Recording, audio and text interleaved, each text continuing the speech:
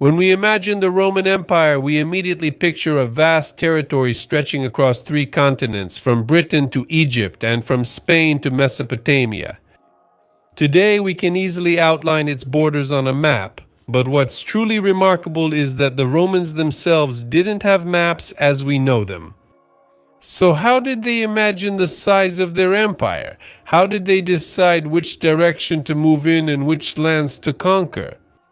How could you travel through hundreds of unfamiliar cities if you didn't have a detailed map at hand? Or maybe they did have some maps after all? Welcome to Amazing History, the channel for those who love history and want to learn more about it.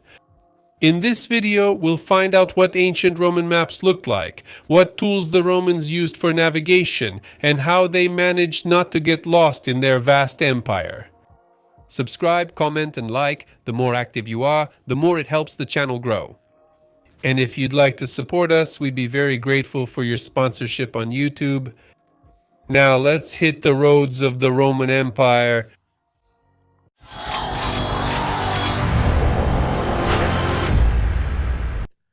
Let's start with the main question. Did the Romans have maps that were to scale?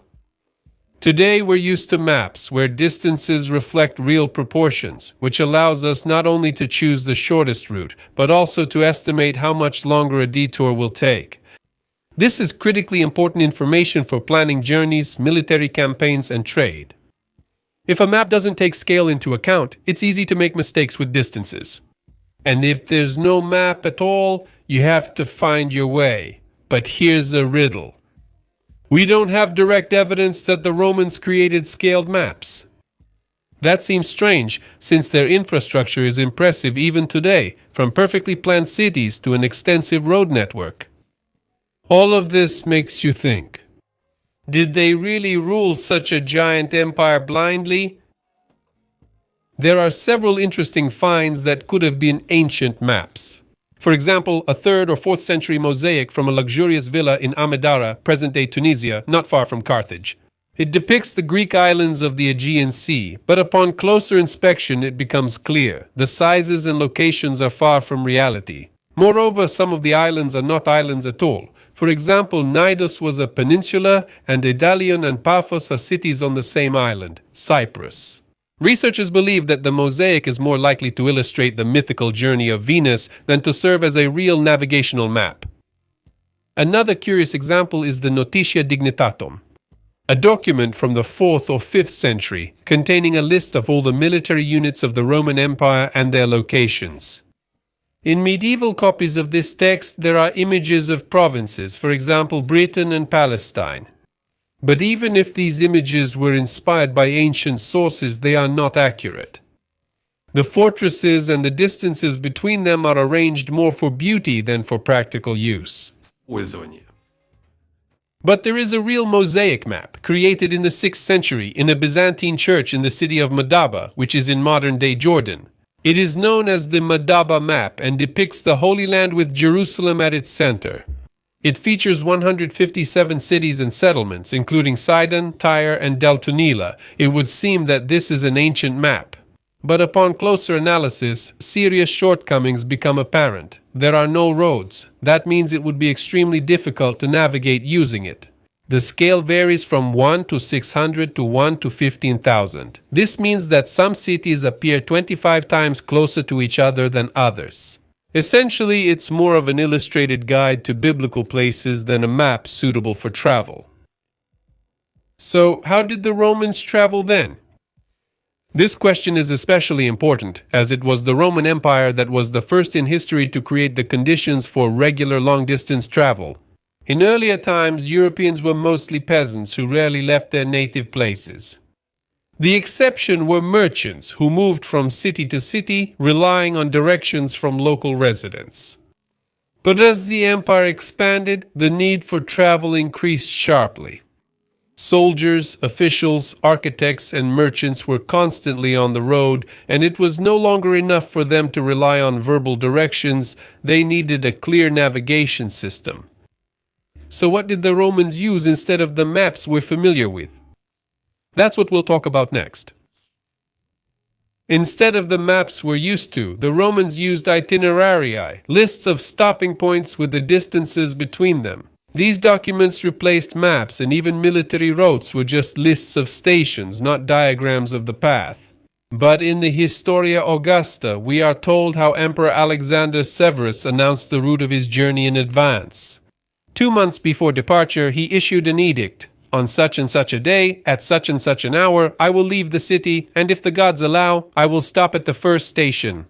Then he listed all the subsequent stations, camps, and food supply points until he reached the borders of the barbarians. Afterward, the information was kept secret to prevent enemies from learning the Romans' plans. What did the Roman route look like? Let's say you're traveling from Turin to Milan. Your route, according to the itinerary, could look like this. 12 Roman miles is about 18 kilometers. An overnight stay at a mansio. That's what inns for travelers were called. Another 12 miles. A mutatio is a horse-changing station. Then another 8 miles, a stop in the city for an overnight stay. After 8 miles, there's another horse-changing station. Another 10 miles later, the next stop, and so on. In this way, 213 kilometers could be covered in about 7 days. That's an impressive result for an ordinary traveler, since changing horses was a privilege of government service, and civilians usually traveled on foot or on their own animals. The fastest way to travel was the cursus publicus system. It provided government couriers with access to special roads, horse-changing stations, lodging, and other amenities, which significantly reduced travel time. However, this system was available only with the emperor's permission. And what did ordinary people use? Ordinary citizens traveled on a developed road network, which was fully completed by the 2nd century AD. In the 4th century, the main roads were documented in the Antonine Itinerary, which listed 225 stations throughout the empire. However, due to the lack of maps with scales, not all Roman roads were the shortest routes. Only local residents knew the shortcuts, while official documents listed only the main roads. Nevertheless, following the official routes had its advantages. That was safety. There were military posts along the roads, good pavement, Roman roads have survived to this day, and infrastructure, markets, baths, inns, taverns. You would encounter them along the way. Travelers didn't carry long lists of routes with them. They only wrote down the sections they needed. That's why it was enough for the military to simply announce a list of stations instead of drawing a map. So, how did the Romans find the place they needed? Let's take the example of the famous physician Galen, who traveled to the island of Lemnos in search of a rare medicinal clay. He described his journey like this. After crossing from Italy to Macedonia, I crossed almost all of Macedonia and reached Philippi. From there, after 120 stadia, I reached the sea and sailed to Tassos, then to Lemnos, and then to Alexandria Troas. I described my journey in detail so that anyone who wants to visit Hephaestia like I did would know its location. Note that Galen does not use a map, but simply records the sequence of places. The reason is simple. He didn't know the exact location of Lemnos. Even educated people of that time couldn't navigate using a map because they didn't have a coordinate system.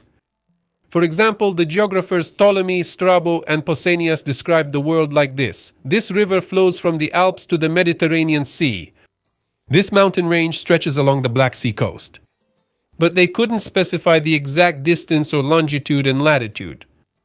Galen, faced with this problem, turned to a local captain for help, who also didn't know where the island was. When the doctor finally found Hephaestia, he wrote down the route as an itinerary instead of drawing a map. At first glance, this seems primitive. However, let's look at modern habits. When we memorize the order of subway stations, we use the same principle. When we look for the right address, we navigate by street and building names. And when we get lost in the city, we ask the locals for directions. Thus, the Roman method turned out to be not so outdated after all. They didn't need maps because they had lists of routes and people ready to give directions. Moreover, some ancient mosaics depicting the world may have been based on itineraries. Perhaps that's why on the mosaic map of Cyprus the cities of Idalion and Paphos look like two separate islands. The artist simply copied them from the list of stations. As a result, Roman travelers managed without geographic maps, but still navigated quite effectively. All roads lead to Rome. Everyone knows this phrase, but behind it lies amazing logistics and engineering skill. By the height of the empire, the Romans had built over 400,000 kilometers of roads, of which about 80,500 kilometers were paved. These roads were strategically designed. They led from the capital to the most important cities of the provinces. That's why it was hard to get lost on Roman roads. If you were on the main route, you could almost always tell where you were going. But here's the question. How do you know how much farther you have to go if you're surrounded only by fields, forests, and hills? The answer is milestones. Milestones are road markers set up every Roman mile along all major roads. They served as main landmarks, showing not only the direction but also the distance to key points. In the very heart of the empire, in the center of Rome, stood the Golden Milestone, the ancient Roman equivalent of kilometer zero, from which all the roads of the empire were measured. If you walked 1 mile away from it, then on the very first road you would encounter a pillar with the inscription 1 mile from the center of Rome.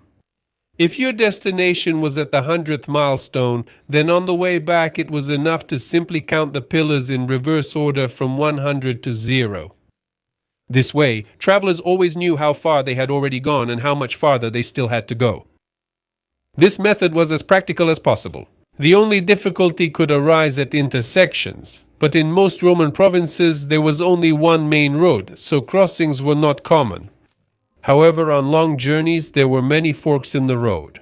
In such cases, detailed itineraries were used, written routes based on the road databases of that time, such as the Antonine itinerary.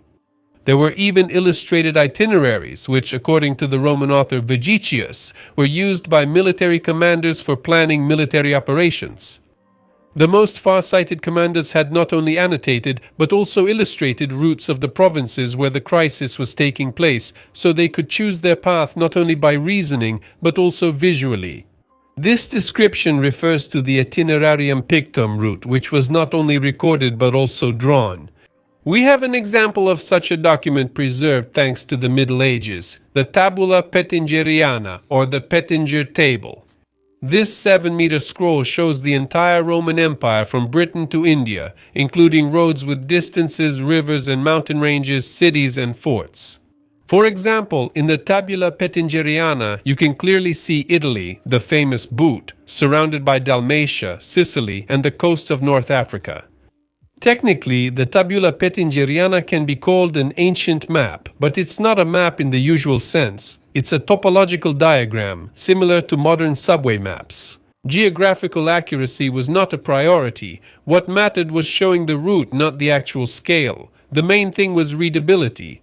It's the perfect tool for governors and military leaders who cared about crossroads and distances, not exact coordinates. When was the Tabula Pettingeriana created? It's difficult to determine the exact date of its appearance. It depicts both Pompeii, which was destroyed by a volcano in 79 AD, and Constantinople, which was founded in 324 AD. But in any case, most Romans did not use such maps. They were only useful for high-ranking officials who governed the territories. The Tabula Pettingeriana is an important step in cartography's development. It paved the way for modern maps drawn to scale, which we use today. If the Romans teach us anything, it's pragmatism. They didn't waste resources on things that weren't absolutely necessary. If detailed large-scale maps didn't make travel more convenient, then why make them? The Romans used a proven system. Route lists, itineraries instead of maps, milestones instead of road signs, and locals instead of GPS. This method was simple, effective, and convenient. That's exactly why all roads really did lead to Rome. Well, that's all from me. Thank you for watching, and I'll see you in the next video. Bye everyone. Dima Torzak.